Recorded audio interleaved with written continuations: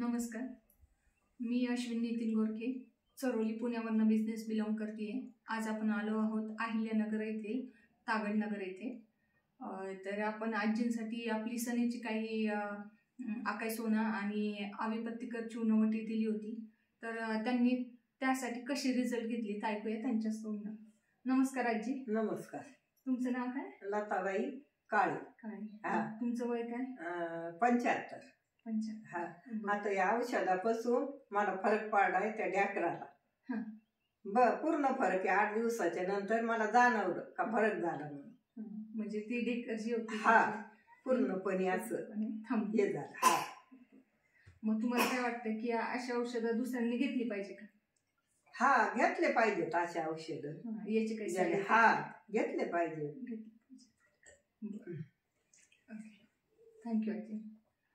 Thank you.